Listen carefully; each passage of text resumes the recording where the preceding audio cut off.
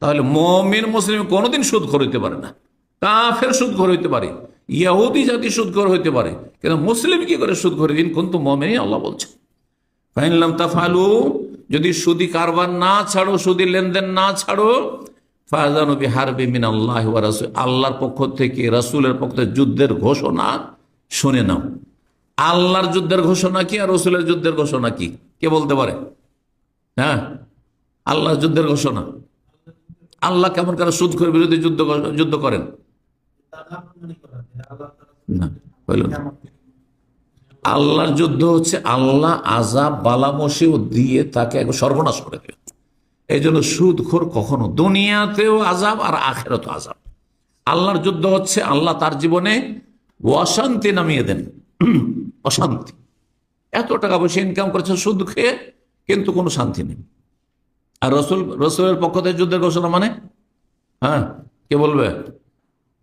আল্লাহর পক্ষ থেকে সুদখোরের বিরুদ্ধে যুদ্ধের ঘোষণা এবং রসুল সাল্লাল্লাহু আলাইহি ওয়াসাল্লাম পক্ষ থেকে যুদ্ধের ঘোষণা। না কি?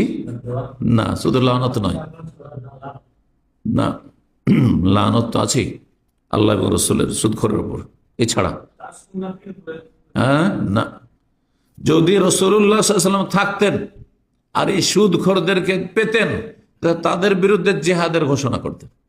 যেমন বদর উহুদ করেছেন, হ্যাঁ, খন্দক করেছেন, মক্কা বিজয় করেছেন, হুনাইনের যুদ্ধ করেছেন, তেমনি রাসূলুল্লাহ সাল্লাল্লাহু আলাইহি ওয়াসাল্লামের পক্ষ থেকে যুদ্ধের ঘোষণা।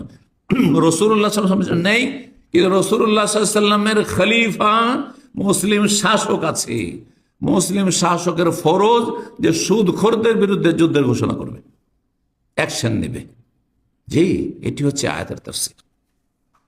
তাহলে মুসলিম শাসকের এটি দায়িত্ব, দেশ থেকে সুদি সিস্টেমকে বন্ধ করবে। এবং কেউ যদি সুদি কারবার ব্যক্তি পর্যায়ে করে, সুদি কোনো প্রতিষ্ঠান থাকবে না, সুদি কোনো ব্যাংক থাকবে না, আর সুদি কোনো রকম কারবার থাকবে না। আর কোথাও যদি কেউ করে, তাদের বিরুদ্ধে অ্যাকশন নেবে, সশস্ত্র অ্যাকশন নেবে। জি।